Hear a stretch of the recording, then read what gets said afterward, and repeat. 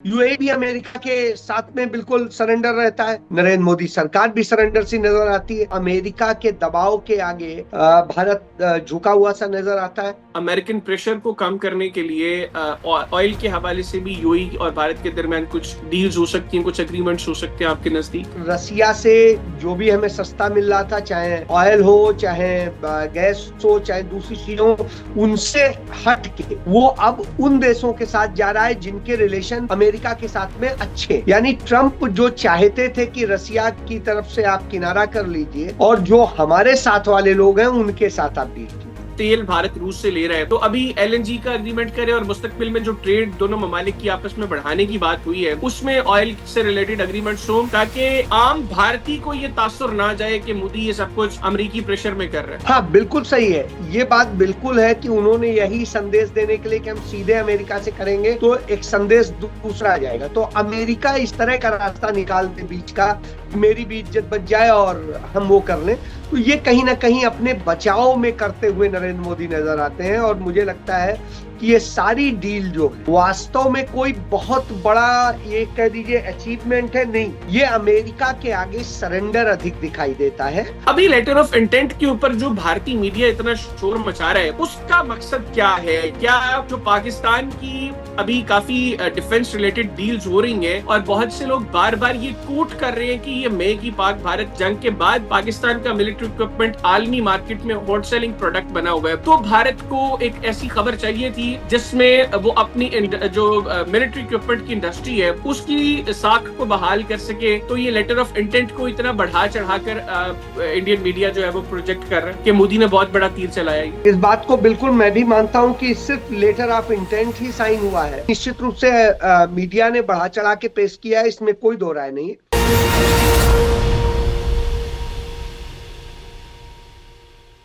बिस्मिल्लाहिर्रहमानिर्रहीम, अस्सलाम वालेकुम नाज़रीन, प्रोग्राम में खुशामदीद। मैं हूं हैदर हयात खान। नाज़रीन, भारत और मुत्तहिदा अरब अमारात के दरमियान कुछ एमओयूज हुए, कुछ लेटर ऑफ इंटेंट जो हैं वो साइन हुए। दौरा किया यूएई के प्रेसिडेंट शेख मोहम्मद बिन जैद अल नहान ने। 2 घंटे का मुख्तसर दौरा भारतीय वज़ीर आज़म नरेंद्र मोदी के की दावत पर।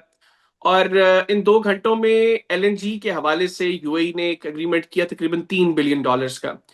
और कुछ दीगर खबरें भी हैं इस दौरे के हवाले से, उन पर गुफ्तगू करेंगे। कुछ चीजें जिनको ऑपोजिशन की पॉलिटिकल पार्टीज भी भारत में समझती हैं कि बहुत बढ़ा चढ़ाकर पेश किया जा रहा है, बिलखुसूस जो डिफेंस रिलेटेड कुछ डील्स हैं। और कुछ लोगों का भारत में यह ख्याल है कि चूंकि मई की पाक भारत जंग के बाद पाकिस्तान की मिलिट्री इंडस्ट्री वो दुनिया में सबकी तवज्जो का मरकज है और मुख्तलिफ ममालिक पाकिस्तान के साथ मुख्तलिफ डिफेंस डील्स के हवाले से बात कर रहे हैं, तो इसलिए भारत इसको बहुत ज्यादा बढ़ा चढ़ाकर भारतीय मीडिया बयान कर रहा है। तो हकीकत क्या है, प्रोग्राम में ये जानने की कोशिश करेंगे। और इसके लिए मुझे भारत से, चंडीगढ़ से वीडियो लिंक पे ज्वाइन किया है रीनाउंड इंडियन जर्नलिस्ट हैं, हमारे बड़े अच्छे दोस्त अजय शुक्ला साहब ने। अजय भाई, बहुत शुक्रिया आपका, आपने प्रोग्राम के लिए वक्त निकाला। कैसे हैं आप? खैरियत से हैं? ठीक ठाक है? आप बिल्कुल, थैंक यू और शुक्रिया आपको और सभी को वालेकुम सलाम। अच्छा भाई, तो सबसे पहले तो ये बताइएगा, ये जो यूएई के प्रेसिडेंट शेख मोहम्मद बिन जैद अल नहान ने 2 घंटे का मुख्तसर दौरा किया भारत का, प्राइम मिनिस्टर मोदी के इनविटेशन पर ये दौरा किया। और बड़ी खबर तो इसमें यह है कि $3 बिलियन की एलएनजी की एक डील हुई। एडनॉक गैस जो अबू धाबी की गैस की कंपनी है और हिंदुस्तान पेट्रोलियम कॉर्पोरेशन के दरमियान, और आइंदा 10 सालों के लिए हर साल 5 लाख मेट्रिक टन जो एलएनजी है वो एडनॉक भारत को देगा। कुछ लोगों का ये ख्याल है कि ये दौरा इसलिए मोदी की रिक्वेस्ट पर किया यूएई के प्रेसिडेंट ने, क्योंकि अब भारत रूस से अपनी तेल की और एनर्जी रिक्वायरमेंट के लिए गैस की जो दरामद है उसको कम कर रहा है। और अब उसको एक ऑल्टरनेटिव ऐसा सोर्स चाहिए जहां से वो ये सब कुछ खरीद सके। और आगाज में एलएनजी का मुआहदा करने का मकसद ये है कि जो एक इंप्रेशन है ना कि अमेरिकन प्रेशर में ये डिसीजन लिए गए हैं उनको थोड़ा सा कम करने की कोशिश की जाए। और मुस्तकबिल में भारत यूएई से तेल के हवाले से भी कुछ नया यूज करेगा। आपके पास एग्जैक्ट खबर क्या है? देखिए, मुझे लगता है आप इस दौरे की अहमियत इससे समझ लीजिए कि भारत के प्रधानमंत्री यूएई के प्रेसिडेंट को रिसीव करने एयरपोर्ट पहुंचे और उनको जैसे उन्होंने गले लगाया तो उन्होंने कहा मेरा भाई आ गया, और ये कहते हुए कि मैं भाई का स्वागत करने आया हूँ, वेलकम करने आया हूँ। तो जब भाई का वेलकम करने आया हूँ इस तरह की बात हो रही, तो इसका मतलब है अहमियत है। और कोई बहुत ज्यादा देर का दौरा तो था नहीं, 3 घंटे का दौरा था, 3.5 घंटे में वो चले गए भारत से। तो ये अपने आप में बताता है, इसका मतलब है कुछ अचानक अहमियत थी, अचानक कोई कारण मौजूद रहे होंगे जिसके कारण ये हुआ है। अब इसमें मेगा पार्टनरशिप की बात हुई है, इसमें तो सभी तरह से हुआ है कि यदि आप कहेंगे कि एक क्षेत्र में नहीं, तमाम सारी क्षेत्रों में इसको ये हुआ है, जो समझौता हो रहा है। तो ये यात्रा छोटी जरूर थी जो कहेंगे, लेकिन अहमियत रखती है। इसलिए अहमियत रखती है क्योंकि जिस तरह प्राइम मिनिस्टर ने इंडिया के उनका स्वागत किया है, वह संदेश देता है। इसके बाद में ये भारत के स्पेस क्षेत्र में हो, आयल के क्षेत्र में हो, और दूसरे में जो 5 समझौते हुए हैं, उन 5 समझौते में डिफेंस भी शामिल है। तो अब आप समझिए, इसके तहत जो भारत में सैटेलाइट्स हैं, दूसरे और नए कॉम्प्लेक्सेस हैं, और इन सब चीजों को लेके संयुक्त मिशन है, स्पेस एकेडमी है, इसके अलावा ट्रेनिंग सेंटर्स के है, ये जो बनाए जाने के लिए, इसको इस्टेब्लिश करने के लिए इसको लेके समझौते हुए हैं। इसके बाद में गुजरात के धरेला में यूएई की भागीदारी से इन्वेस्टमेंट रीजन बनाने के लिए हो रहा है कि उसको भी किया जाएगा कि किस तरह से गुजरात में, चूंकि गुजराती बहुत ज्यादा बिजनेस के मामले में वो होते हैं और नरेंद्र मोदी बार बार कहते हैं कि गुजराती के खून में बिजनेस होता है। तो साहब उन्होंने उसके लिए भी बहुत वो किया है। और ये ऐसे वक्त में हो रहा है जब हिंदुस्तान और पाकिस्तान के रिलेशन बहुत अच्छे नहीं है, और पाकिस्तान ने सऊदी अरेबिया में जाके अभी समझौता किया था, और जिस तरह से डिफेंस डील और सारी चीजें हुई थी, उसके जवाब में ये बड़ा अहम हो जाता है। इसमें जो मेगा पार्टनरशिप वाली पहल है, उसमें अंतरराष्ट्रीय हवाई अड्डे हो, पायलट ट्रेनिंग स्कूल हो, एमआरओ हो, maintenance repair and overall facility हो, ग्रीनफील्ड पोर्ट हो, एक स्मार्ट शहरी टाउनशिप हो, रेलवे कनेक्टिविटी हो, एनर्जी इंफ्रास्ट्रक्चर से जुड़े हो, ये सब चीजों पे बात हुई है, और इन पर जो है कहीं ना कहीं हुआ है। इसके अलावा जो पीस के लिए जो एक्ट बनाने की बात है, स्टेबल जो वो करने की, और एनर्जी का जो न्यूक्लियर एनर्जी का इस्तेमाल को लेकर के परमाणु समझौते को लेके है, वह भी बहुत अहम है। तो ऐसे में मैं समझता हूँ ये समझौते बहुत सारी चीजों को लेके हैं। आपने बताया कि जिस तरह से नेचुरल गैस को लेकर के है कि 5 लाख मेट्रिक टन एलएनजी जिस तरह से सप्लाई करेगा, और ये सब 10 साल के लिए हुआ है, यह भी एक बहुत इंपॉर्टेंट है। और ये गवर्नमेंट की फर्म से हुआ है जो हिंदुस्तान पेट्रोलियम लिमिटेड है। तो ये सब देख करके इस को कहा जा सकता है कि ये बड़ा बेहतरीन है। और यमन में जो जिस तरह से तनाव है, जिस तरह से गाजा में पीस बोर्ड जो बना है, ईरान के और टैरिफ और सब चीजों के मुद्दे हैं, इन सब के मद्देनजर ये अहमियत बढ़ जाती है। इसके अलावा भी द्विपक्षीय समझौते जो हैं वो भी निश्चित रूप से मायने रखते हैं कि 2032 तक के लिए कई समझौते हुए हैं। तो ये मुझे लगता है एक आबू धाबी में हाउस ऑफ इंडिया बनाने को लेकर के बात हुई है।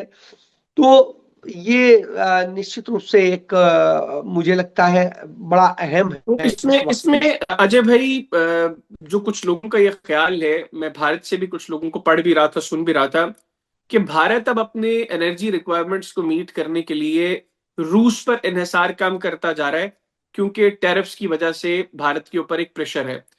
आप समझते हैं कि ये जो दौरा यूएई के प्रेसिडेंट ने किया, इसमें एक बड़ी चीज ये भी थी, क्योंकि यूएई जो है उसके पास बड़े रिजर्व्स है एलएनजी के, और भारत ने अब ये जो डील की है, इसके बाद भारत यूएई का सबसे बड़ा कंज्यूमर बन गया, एलएनजी का कस्टमर बन गया उनका।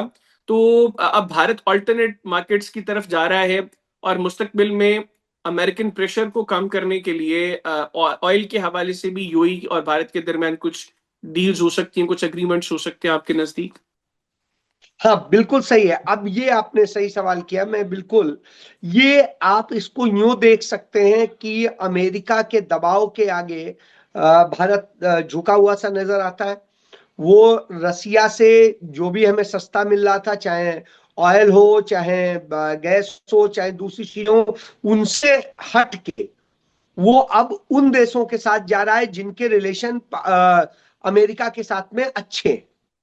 यानी ट्रंप जो चाहते थे कि रसिया की तरफ से आप किनारा कर लीजिए और जो हमारे साथ वाले लोग हैं उनके साथ आप डील कीजिए, तो कहीं ना कहीं ये समझौता उस दिशा में मुझे दिखाई देता है। इसीलिए मैं कह रहा हूं कि ये 3 घंटे, 3.5 घंटे क्यों हुए अचानक एकदम से ये दौरा और इस तरह से। क्योंकि 3 3.5 घंटे की यात्रा का कोई बहुत मायने नहीं होता है, लेकिन यहां मायने है। मुझे लगता है कि दोनों को डायरेक्शन से, उधर यूएई को था कि आप भारत के साथ डील कर लो, और इधर भारत को था कि आप उनके साथ कर लो, और इस तरह से आप दूरी बना लो रशिया से और दूसरे। तो ये कहीं ना कहीं खेल दिखाई दे रहा है। तो इसमें जो इतना शोर मच रहा है, क्योंकि बड़ी चीज तो एलएनजी की $3 बिलियन का एमओयू है। आपको लगता है कि ये मोदी ने इसलिए आगाज में एलएनजी का एमओयू किया क्योंकि आमतौर पर जो भारत में डिस्कस होता है वो तेल होता है, जी कि तेल भारत रूस से ले रहा है। तो अभी एलएनजी का एग्रीमेंट करे और मुस्तकबिल में जो ट्रेड दोनों ममालिक की आपस में बढ़ाने की बात हुई है उसमें ऑयल से रिलेटेड एग्रीमेंट्स हो, ताकि आम भारतीय को ये तासुर ना जाए कि मोदी ये सब कुछ अमरीकी प्रेशर में कर रहा है।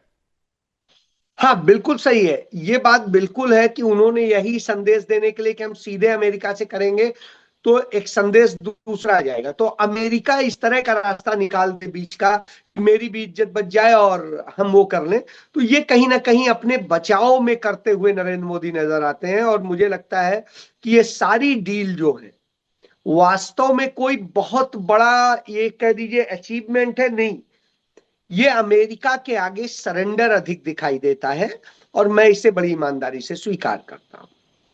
अच्छा अच्छा भाई, ये भी बताइएगा, यहाँ पर डिफेंस रिलेटेड मामला के हवाले से भी बात हुई। अभी तो लेटर ऑफ इंटेंट जो है वो साइन हुआ है और ये बड़ी एक इनिशियल स्टेज है।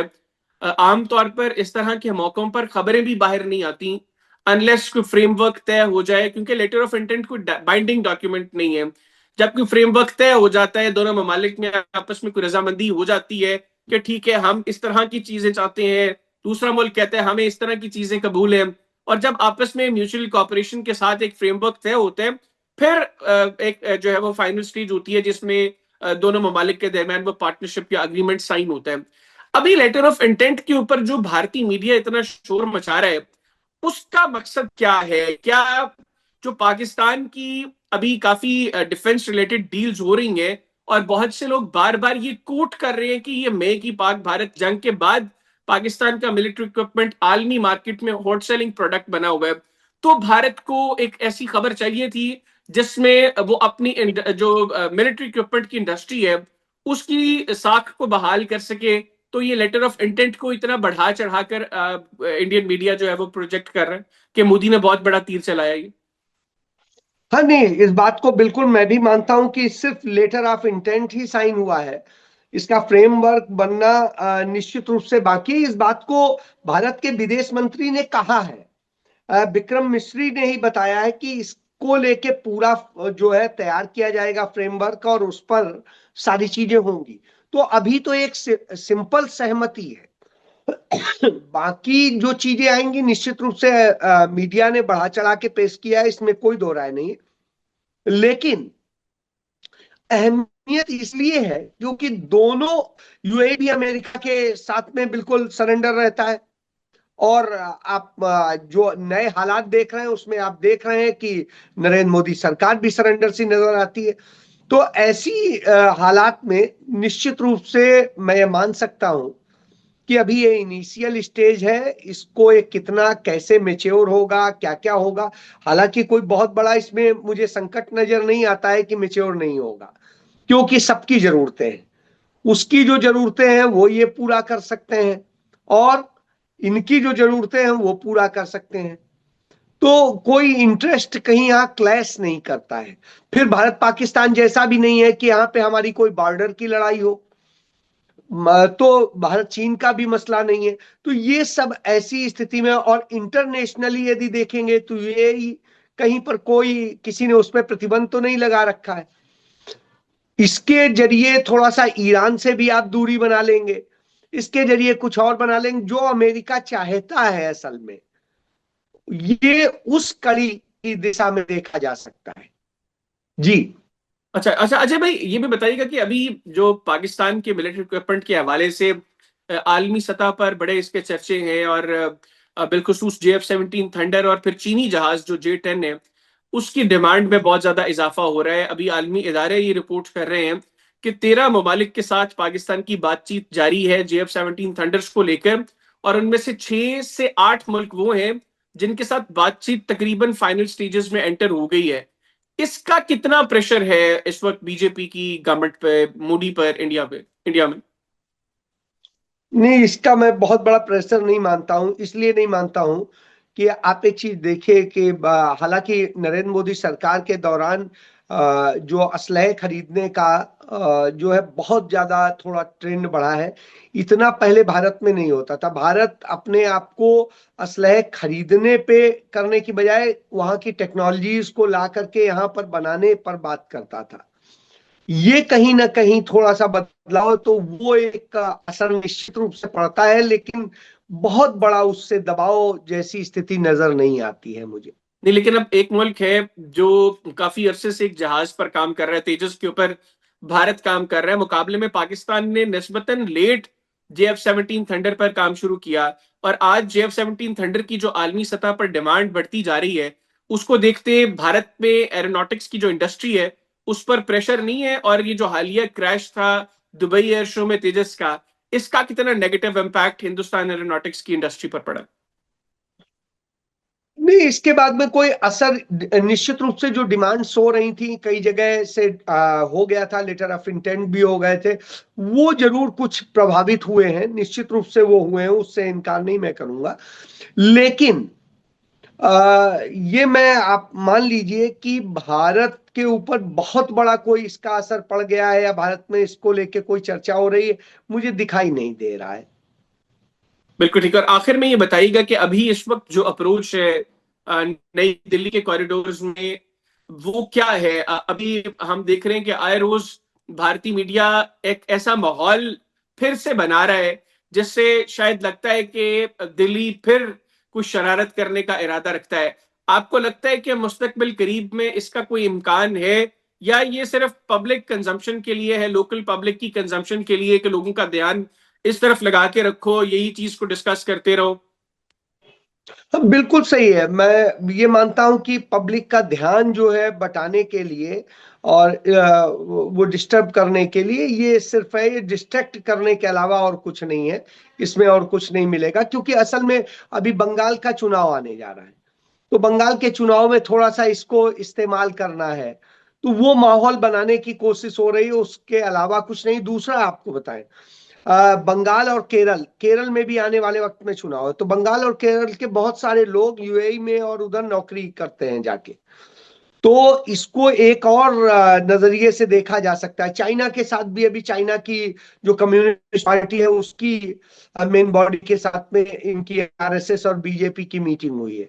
तो मैं ये इसलिए बता रहा हूं कि ये असल में ये बनाने की कोशिश कर रहे हैं कि आप हमारी इन चुनावों में मदद करा दें। क्योंकि यदि यूएई में कोई जॉब करता है और उसको उसका एम्प्लॉयर बोलेगा कि भाई तुम अपने यहाँ परिवार में बोलो कि सब लोग वोट बीजेपी को करें, तो बीजेपी को बेनिफिट होगा। तो और हम फिर आपस में धंधा कर लेंगे, उसमें कोई फर्क नहीं पड़ता है। कुछ फायदे नुकसान की बातें अलग है। इसी तरीके से चाइना के साथ में है। तो ये खेल जरूर हो रहा है, और इसका असर मुझे केरला में दिखाई भी दिया कि जहां बहुत अच्छे से रिलेशनशिप होती थी वहां पर भी बांटने की बात हो रही है, और कम्युनिस्ट पार्टी जो है कहीं ना कहीं बीजेपी के प्रो नजर आती है और वो कांग्रेस के खिलाफ नजर आती है। जी। बिल्कुल ठीक, बहुत शुक्रिया अजय भाई, आपने प्रोग्राम के जी। लिए वक्त निकाला। नाज़रीन, भारत से हमारे दोस्त अजय शुक्ला साहब मौजूद थे, गुफ्तगू उनकी आपने तफसीलन सुनी। आपसे मुलाकात होगी इंशाल्लाह फिर। आज के प्रोग्राम से मुझे इजाजत दीजिए, अपना फीडबैक कमेंट सेक्शन में जरूर दीजिएगा। अल्लाह हाफिज। पाकिस्तान हमेशा जिंदाबाद। हैं।